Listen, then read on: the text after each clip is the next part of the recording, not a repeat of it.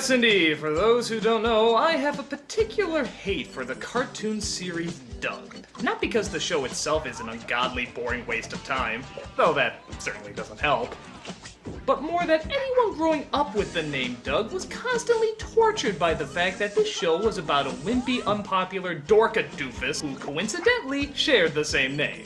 Just hearing the theme music alone seems to be causing an impressive tumor in my brain that I have decided to name Pork Chop. I look forward to when it finally finishes me off and I never have to listen to that song again. But I digress. Once Disney took over and started running the show on ABC as opposed to Nickelodeon, fans were outraged because, you know, the original was such a classic. So once Disney asked the loyal fans if they would like to see a motion picture based on the astounding epic hero, people all over the world proudly replied, and the movie was made. And we're here to look at it today. Why? Because you goddamn hate me! Fucking people.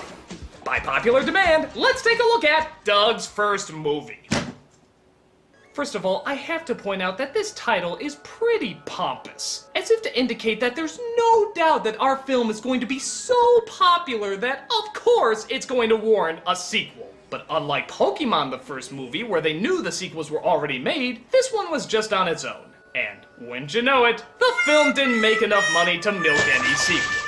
And that must be bad because this is fucking Disney, the sequel generating monsters! They have the balls to take classic fairy tales and say, hey, what did ever happen after Happily Ever After? Well, you can find out in Cinderella 4, Filing Royal Taxes. But, I digress. The film opens in the 90s, but for some reason people act like it's the 50s, as being told by the 70s, as we see school bully Roger, not voiced by Billy West, buy your torches and pitchforks here, who's preparing to pull off another prank on Doug and his friend Skeeter.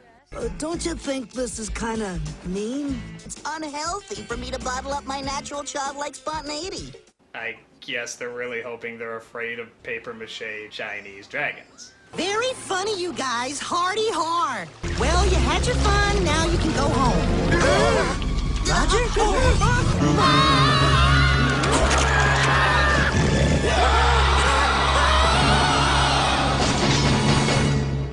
Okay, there's no gore, but there is something just as equally terrifying. The opening credits. Roll it, Pork Chop. God, here comes the opening theme.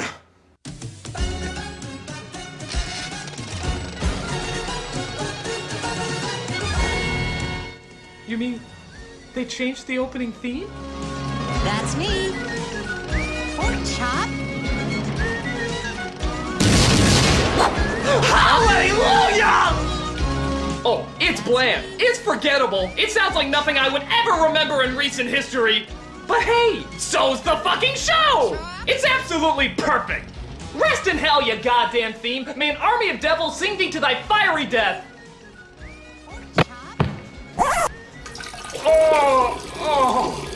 Oh, that's good hatred. Oh. After we just assume Skeeter got away from the monster, Doug informs us of the one thing that's on everybody's mind. That means at school, people have just one thing on their minds. A Valentine's dance. Isn't it romantic? A Valentine's dance. How delightful. A Valentine's dance? Who the hell talks about a dance this much? I mean, the girls I can understand, but the boys? Really? Somehow this doesn't seem particularly realistic. Hey, Bobby, good job on that last shot. Oh, you know, it's these new Air Jordans. Those don't do anything. Yes, they do. They can make you reach the net easier. Oh, Bobby, you've been watching too many commercials. Seriously, is nobody thinking about the dance? So Doug decides he wants to ask out the sweetheart he's always too nervous to approach, the girl next door with jaundice, Patty Mayonnaise. I knew I had to find a way to make this dance really perfect. The student council's supposed to pick 2 people to coordinate the dance, but nobody signed up. Whoever we get is gonna have to work day and night to get ready. Day and night?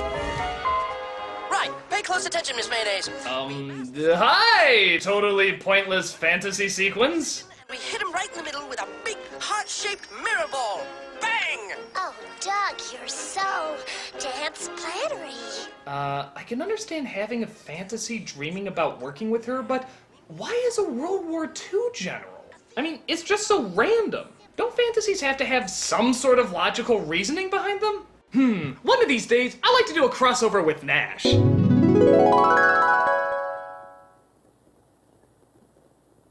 You are weird. Do you really think I'd be good at organizing a dance? I've never done anything like that. I think you'd be great at whatever you wanted to do, Patty. Especially me. Not much competition.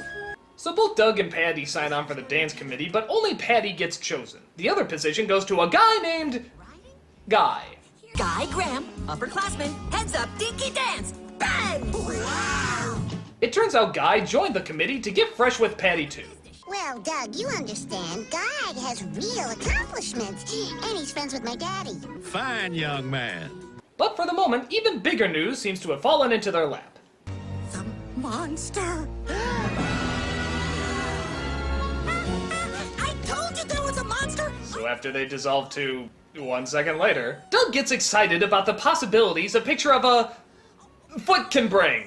Skeeter, we're gonna be famous! This is the biggest thing ever! Woohoo! When the biggest thing ever happens, The biggest thing ever! Doug imagines himself a superhero. What is the script narrating now? What's going on? That night, Quailman rendezvous with a certain young woman. Oh, Quail Man. Oh, Jesus, what is the point of these fantasies? Yes, he plays the character on the show, but what does that have to do with what's going on right now? Looks like an uninvited guest is trying to crash the party, Quail Dog. It's like if Scrubs and Family Guy took all their pointless cutaway jokes and turned into some sort of horrible hybrid of wasted time.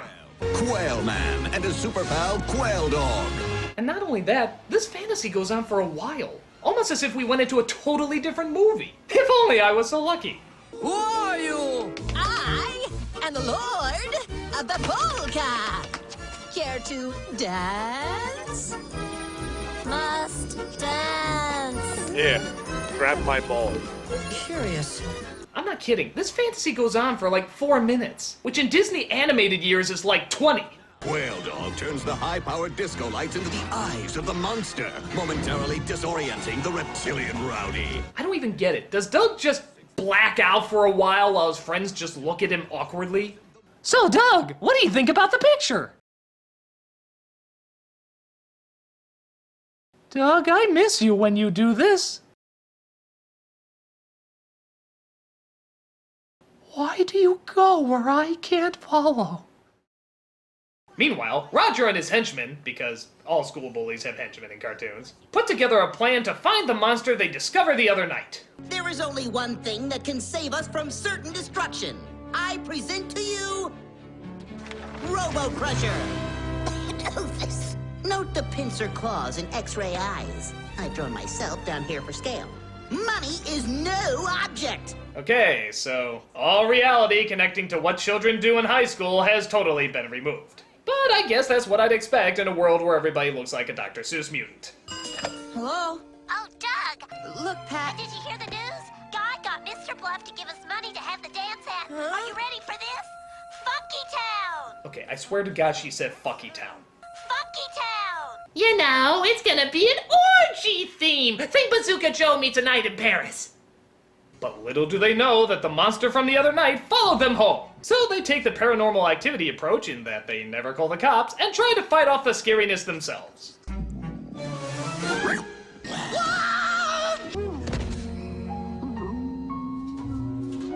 But they find out that the monster isn't scary at all. I dare even call him a complete letdown. Can't believe that. He tried to eat Herman Melville. Hey, he looked. He thinks it's his name. You like that name? Herman Melville? Okay, monster. From now on, your name is Herman Melville. Ooh, I feel disgraced somehow. So they go to their friend Mr. Dink to tell him all about the monster. And to be fair, he does manage to deliver the only funny scene in the movie. Virtual reality. It's like we're standing right in your living room. Exactly. Everything's right where it is in real life. It's exactly like being here. Only much more expensive. Sort of like watching Doug on the big screen when you could be watching it at home for free. Mr. Dink, meet Herman Melville, the monster of Lucky Duck Lake. So they let the mayor know about their discovery and I guess because she's in politics, her first reaction is to cover it up. You mean to tell me that he came out of that polluted lake? Bud, hang up. Dear? Now, if we call the newspaper owned by Bluffco and tell them we've got a story that Bill Bluff is a polluter, someone will kill the story. And let's just say it won't be good for Herman either. Being the mayor, it's not like I have any possible power to fix this problem at all, so I guess we're stuck. Get a clue! Get a clue, you moron! Get a clue! But she does decide to hold a press conference the next day to show the monster on her terms. So Doug tells Patty about what's going on, right in front of Guy, who's good friends with Mr. Bluff! We have proof Mr. Bluff's polluting the lake. I wouldn't go around saying stuff you can't prove. Well, I've got proof. Dumbass! Dumbass! Dumbass! Dumbass! Dumbass! How much of a dumbass are you? In fact, if you look up dumbass in the dictionary, you'll find a picture of... Well, should be you in there! Well, you better watch yourself. Mr. Bluff got us into Funky Town to have a dance. Stop saying Funky Town! It's a G-rated flick! Learn to pronounce your N's! You'll see tomorrow. It's going to be big, big, big, big news. But when the day of the big news conference arrives, Doug thinks there's something suspicious about all the reporters. Gee, what could have given him that idea? Maybe because they're all dressed like Robert Stack Flashers? Thank you, Mayor Tippy.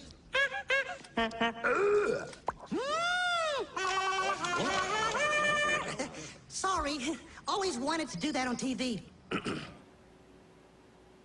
You're a waste of thought. So, to save the monster, Doug totally bails on the news conference. Something's not right. I think we made a big mistake. Mr. Bunny, is this your idea of a joke? I'm sorry, I gotta go now. I knew it. Sea monsters, right. I can't believe it. I had no idea Doug would lie like that. I say we judge strictly by how it looks and in no way question motivation or character. So after they find out that the reporters did indeed work for Mr. Bluff, and that it was just a plan to capture the monster, the mayor's plan is going to be A, have Bluff arrested, B, document all that she can through video and eyewitnesses that the monster is real, or C, have some of Bud's famous leftover meatloaf. Now, what do you say we have some of Bud's famous leftover meatloaf? Now you're talking. Let's go, boy. Am I on Mars? Tell me I'm on Mars! None of this makes any goddamn sense! I must be on Mars! I mean, this is as logical as Roger and his friends actually making that giant robot they were talking about.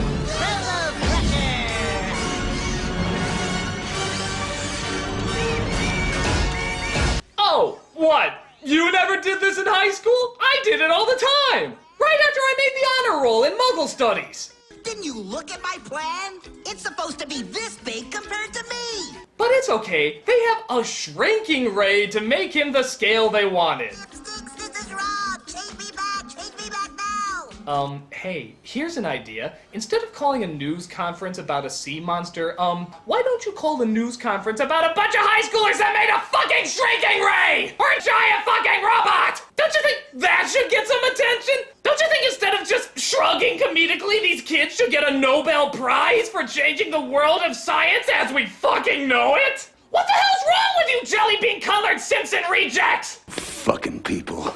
But I digress! Things, believe it or not, get even weirder as Roger's robot turns into a motherly housemaid. A sort of Julia Child bot, if you will. Now, let's change out of that beastly outfit and into something more presentable. Okay, this idea could be salvageable if she gets in a bloody death match with Rosie from the Jetsons. I don't know how they fit in, but trust me, they couldn't make it any worse. So, because we're not done ripping off every G-movie cliche known to cinema, we now get the bit where they disguise the creature as a person, and of course, everybody falls for it. What's her name? It's Herman Naini. Ah, what a beautiful name. Herman Naini. Hey, you know what? This is really stupid. Look at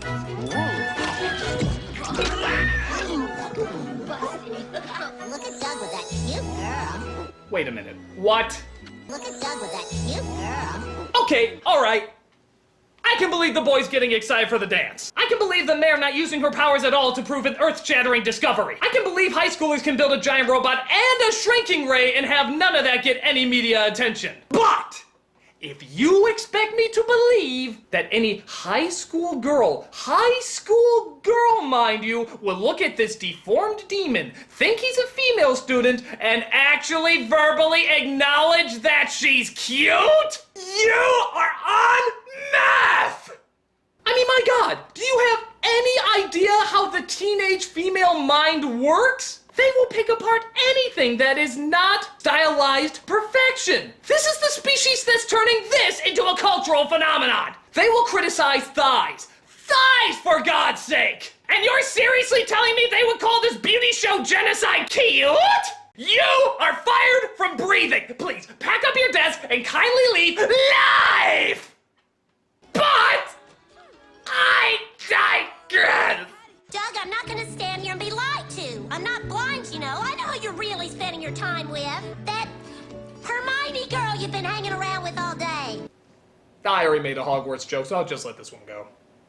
Come on, Patty, she's not even a girl. I know you think I must be dumb because I believed all that monster stuff before, but I hope you don't think I'm that gullible, Doug. Well, you think that, and really, Doug, you're trying to date this girl?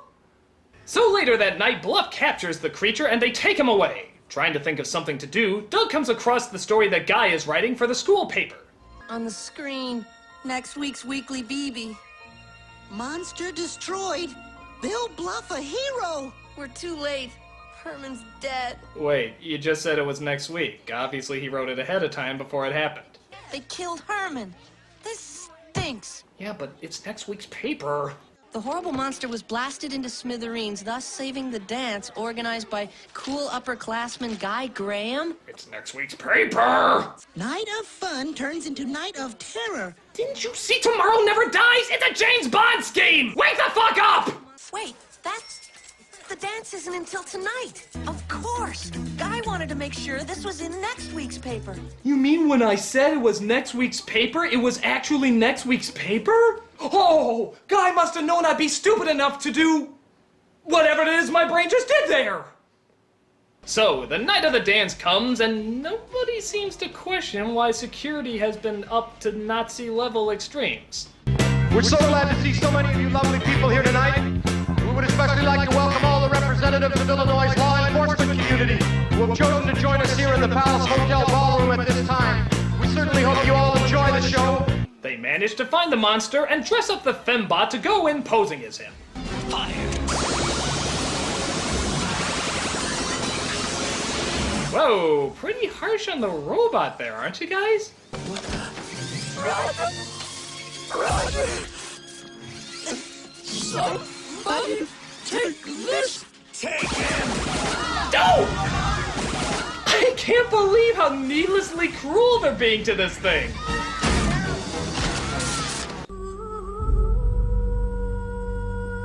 So they return the monster to the water, and Bluff has to explain himself. Mayor Dink! Bill, I think you should discuss your pollution problems with me. Oh, yes, of course. Certainly. Certainly. And just like most elected officials, they come into the problem too late, do absolutely nothing to solve it, and yet somehow they take all the credit when it finally works out. You elected them, folks! Patty? Are you okay, Patty? Herman! But the monster comes back one more time to say goodbye after the people have left. I forgot. I brought you something. Remember this? Herman Melville's works? Yes, he writes about a monster in the water who people try to hunt down and kill. But don't worry, though. You'll enjoy the ending. So he goes back into the water, and we get to see our favorite character one more time before the film ends. No, not that puke stain. There you are! Oh, you forgot your jacket! Oh my God, I feel so sorry for this thing! Roger! How is it in a cast of characters this big and literally this colorful, the only one I feel any amount of emotion for is the lifeless robot? It's actually kind of hard to watch. Roger! Go give him his coat, robot. You have America on your side! Patty and I danced on the dock under the moon for quite some time. I wouldn't have minded if it had gone on forever.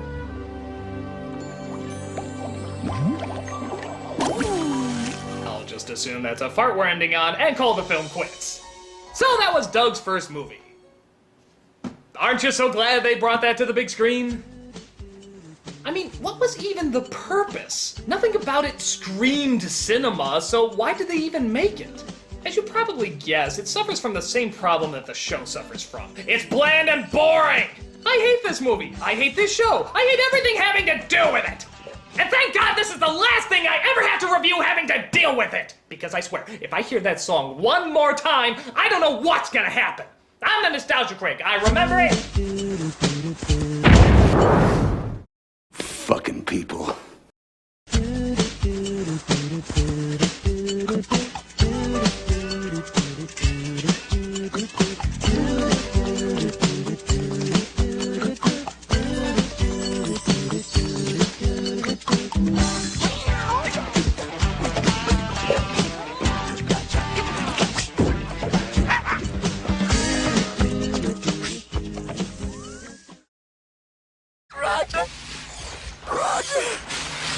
Roger! It's con time!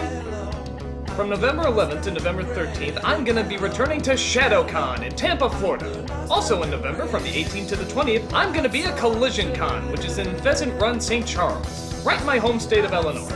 Go there, and I will break the fog.